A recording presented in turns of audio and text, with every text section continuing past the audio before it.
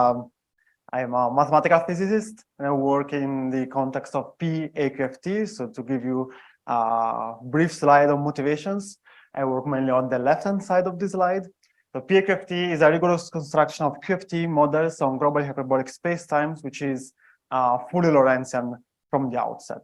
So this is, let's say, the standard lore about PAQFT. There is a renormalization group scheme in PAQFT, which is the Epstein-Glaser renormalization scheme that's very helpful, and it works for, let's say, prove structural result for the theory, prove like perturbative renormalizability of some theories, but it is computationally hard to really implement. It's hard to compute like the renormalized one loop mass term in lambda phi4 or stuff like that. Okay. On the other hand, we have the Wetterich equation, or more generally the functional normalization group, which is really computationally efficient to compute numbers, actual numbers in the theory, and it works very well with non-perturbative approximations. So this is one of the main reasons why it's being used, for example, in the asymptotic safety scenario for quantum gravity. However, especially in asymptotic safety, the functional normalization group has been mainly developed in the Euclidean signature and for vacuum states for the theory. So my PhD project essentially is trying to combine the best of two worlds, take a fully Lorentzian approach to quantum field theory, which is PAQFT, and try to implement some ideas coming from functional normalization group in order to derive fully Lorentzian renormalization group flow equations, which are suitable for non-perturbative approximation schemes. So this is the general idea. And it worked. I'm going to talk about the scalar field theory, which was the subject of the first paper with my supervisor, Nicola Pinamonti, Kaja Reisner, and Nicola Drago. And we generalized it with Kaja also to the case of gauged theories with the Batalin-Vilkovitsky formalism. So, but today I'm going to talk about the scalar field theory only. So AQFT, in the smallest possible nutshell, the main idea is trying to split the effects of state from the effects of observables. So we start with some classical or geometrical input. We have a configuration space, which in the case of scalar field theory are nothing but the smooth functions on a given globally hyperbolic spacetime that acts as background geometry. And then we have three equations of motions. And this, in the case of the scalar field, these are just, this P naught is only the Klein-Gordon operator. And observables are just functionals on the configuration space. This forms an algebra. We can equip it with a non-commutative product. So we have a quantum algebra for the free theory, which is this AO. And of course, this algebra needs to satisfy some physically motivated axioms, which the most important one is, for me, is Einstein causality, of course, because we like Lorentzian spacetimes. So in this formalism, states are defined as positive and linear and normalized functionals from the algebra of observables to complex numbers. So these are the way in which we can extract expectation values from the algebra of observables. In particular, correlation functions are given by the state evaluation of a product of n scalar field, where the star product is the non-commutative product inside the algebra. Okay.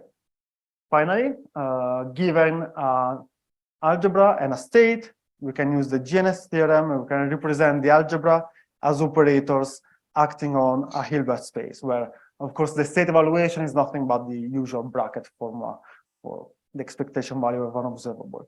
The important point is that in general spacetimes, there is no preferred vacuum state. For example, in Schwarzschild, we have the Unruh or the Harder-Hawking state or the Bolwer state, and the representations are not equivalent. They're not unitarily equivalent. So we like to study the properties of the algebra, and then when we want to compute some physical predictions, we need to choose a state based on the physical model we are interested in. So somehow we can split the two problems. So this is all for free theories. The way in which we introduce interactions is, well, first of all, we need to restrict the class of miscible states to the Hadamard ones. These are the ones that locally looks like the Minkowski vacuum. So in particular, the divergent part of the two-point function is the same as the Minkowski vacuum state in the coincidence limit. the limit in square bracket is just the divergence of the Minkowski vacuum, and W is an arbitrary smooth function. W is what encodes the arbitrariness of the choice of the state in general. Okay, so for the Minkowski vacuum, W is 0. In general, for a thermal state or on curved spacetime, it can be a different smooth function. And then we define time order products in this algebra, which are nothing but Feynman diagrams written in this series with the delta F, which is the Feynman propagator. And we can construct the S matrix as usual as the time order exponential of the interacting Lagrangian, which is V. And interacting observables are represented as formal power series of in the free algebra. So they're represented through the Bogoliubov map, which is this R here, and these are nothing but interacting fields in the interacting picture in this formalism. So in this well-established formalism, we can introduce some ideas coming from the generating function approach of textbook QFT. So first of all, we want to define a partition function, a generating function for correlation functions, and these have the defining properties. Its functional derivatives are correlation functions, are the time-ordered interacting correlation functions for this theory. So based on this assumption, we define a source term J, and we define the generating function via this formula, and also the Schwinger function for connected Green's functions. Q plays the role of a regulator in this formalism, and it's an artificial mass scale that we put in by hand in the definition of the generating function. Okay, so this is playing the same role as the regulator term in the functional normalization group. Okay, let's just notice that in the case of Minkowski vacuum, this generating function is nothing but the standard one. Okay, it's written in the, let's say, path integral expression for this generating function. So now we can define the average effective action as usual as the modified Legendre transform with respect to this classical field phi of the Schwinger function. An important point is that this average effective action effectively interpolates between the UV and IR scale, in the sense that in the limit of vanishing mass scale k equals 0, we have the full quantum action, of course, by definition. And in the limit of infinite mass scale, the average effective action reduces to the classical action or the bare action. So even if we have a regulator which is nothing but a mass scale, we can still talk about a renormalization group flow between different scales, because we are effectively separating scales above or below K. So the last ingredient in this formalism is Hadamard regularization. We start from noticing that the second derivative of the average effective actions gives what are known as the quantum equations of motion, and our Green's function for the quantum equations of motion is given by the interacting propagator, the second derivative of the Schwinger function. So we can decompose this the quantum equations of motion operator in a free part P naught, which again is nothing but the Klein-Gordon operator in this case, plus some quantum corrections. And we can find the inverse using a perturbative series in starting from the free theory, from the free Feynman propagator delta. Okay. So this is the formula for the inverse of the average effective action, of the second derivative of the average effective action. And it can be normal ordered by subtracting at each term in the series the singularities of the free theory. Okay, so these are the formulas. They look maybe a bit complicated. The last one is the one that's most reminiscent of the standard functional normalization group formulas, in which we have essentially the inverse of the average effective action, but we have also this additional lambda, which is a smooth function, and it's depending on the state of the free theory. Okay, so this is where the state dependence enter in the game, and it's playing the role, let's say, of a UV regulator. It's what ensuring that this formula is actually finite. So the flow equations in this formalism looks like this one, and these are similar to the standard Wetterich equation. We have the derivative of the average effective action. They have a loop structure in the sense that they're proportional to the interacting propagator. We have only one point, one space-time point, because the regulator is local. And we have this lambda, this additional lambda, which is, let's say, smoothing the divergences of the interacting propagator. And main differences from the Euclidean case is that these flow equations are state dependent, because we need to choose a state for the free theory in order to construct the inverse, let's say. So we need the free Feynman propagator, and also we need the W, the smooth part of the two-point function. Additional ingredients which are not present in the Euclidean case are a local regulator. Usually in Euclidean, we choose a non-local regulator. A local regulator, let's say, is the most conservative option because it doesn't break any symmetry, it doesn't introduce any pole in the propagator, so it's the safest option on the game. And we need Hadamard regularization, which is somehow built in the formalism and can use it to compute the inverse as a finite quantity. Then we can study these equations as functional differential equations for the average effective action, giving some initial data. So we need a global hyperbolic spacetime as a background geometry. We need a reference state for the free theory, as I said, and initial value for the differential equations to have a well-defined Cauchy problem. So very briefly, we discussed some applications in the paper. I chose one of the most interesting for the audience, which is lambda phi fourth in de Sitter space, so PFT on curved spacetime. We choose the Sitter space as a background. We choose a Bunch-Davies state as the reference state for the free theory, and finally we choose an ansatz for this effective potential, which is nothing but an effective potential, so it doesn't have any derivative.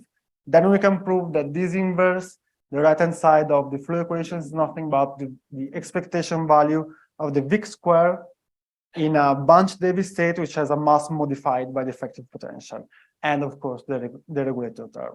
So this is all computable explicitly. We can find some beta functions taking functional derivatives of the flow equations, and we can rescale the couplings in order to have dimensionless couplings. The important point is that in the Sitter, since we have Hubble parameter, which is an additional dimensional full parameter in the game, we can rescale couplings using the Hubble parameter. So we can find a non-trivial flow for this dimensionless coupling, and in particular, in the limit of h with respect to k going to infinity, and for a conformal factor, for a conformal non-minimal coupling, we can find a non-trivial fixed point in this context, which is something known in the literature, for example, in the papers by Julien Serrault, and it's interesting that we can find, again, similar results in this context. So, to sum up, again, our favorite flow equation, there is a state dependence, which is the most important feature, which is different from the Euclidean case, and we can generalize it to gauge theories, but I don't have time to talk about it. So for future works, I am a mathematical physicist, so if I look at the equation, I need to check the existence of local solutions, of course. So this is something that we're doing now in the simplest approximation again. We'd like to apply this flow equation in curved spacetime, in which we have some physically interesting models. Once we have a hammer, we're looking for nails, and as Kasia says, ... quantum gravity. So the generalization to gauge theories work for arbitrary gauge theories, including perturbative quantum gravity in the Batarin-Vilkovisky formalism. So we will need to find some additional generalizations, but we want to study quantum gravity eventually in order to make contact with the asymptotic safety scenario, also in the Lorentzian case. So this is it. Thank you for the attention.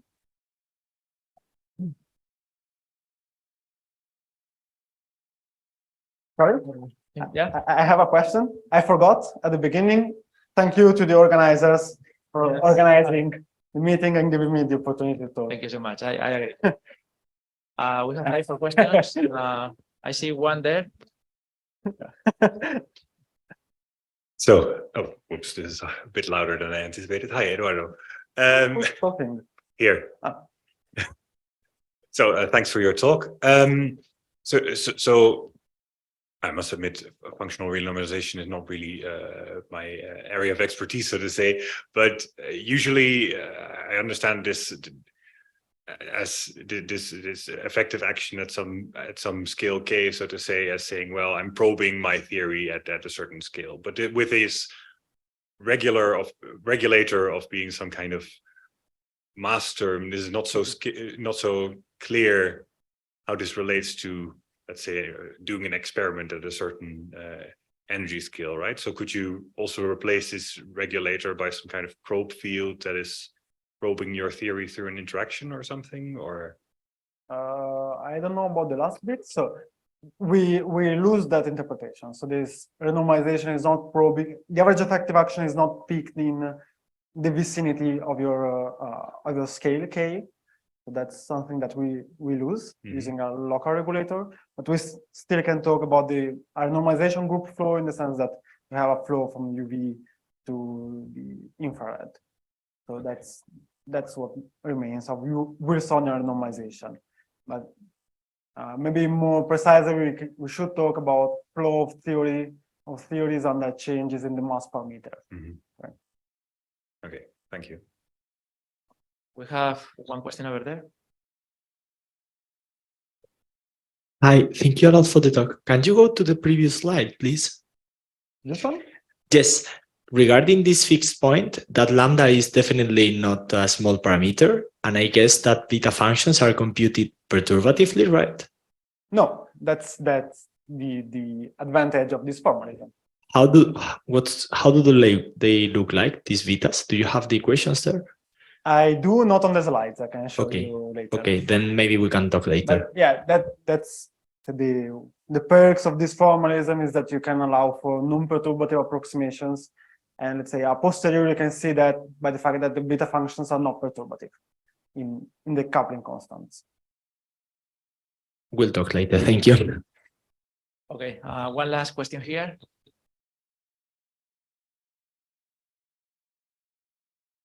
Thanks. Thank you for the talk. Really interesting. I would like to ask you a question about this redefinition of the dimensionless couplings. So you are defining the dimensionless couplings using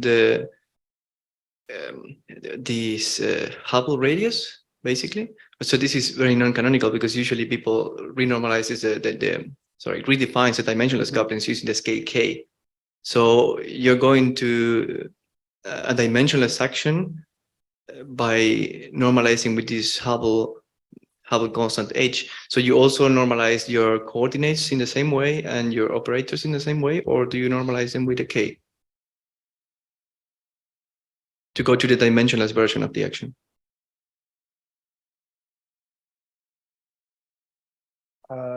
Can you? I can repeat the question. Yeah. More detail? Well, when you Like go to the normalized action, you mean? The effective action gamma k, you go to the dimensionless version to do computations of the beta functions, So right? These are every rescaling we're doing to find the non-trivial fixed point. Okay. So there is, let's say, a preliminary result. It's not a definitive one. The simple idea is just setting the beta functions to 0 with these rescale parameters. Okay. So my question is, let's say the rescale parameters that are naturally appearing in the beta functions. So they are not like an ad hoc redefinition, but they're what they are inside the beta functions. Okay. Okay. Yeah. Okay. That's the rescaling we're doing only for coupling constants, let's say. Okay. Thank you. And there's something similar happening also for thermal theories. There are some results for the scalar field theory in a thermal state. And they're doing this rescaling with the temperature instead of k. So, and in that case, you find a similar result in the sense that you can still find a non-trivial fixed point for the scalar field theory.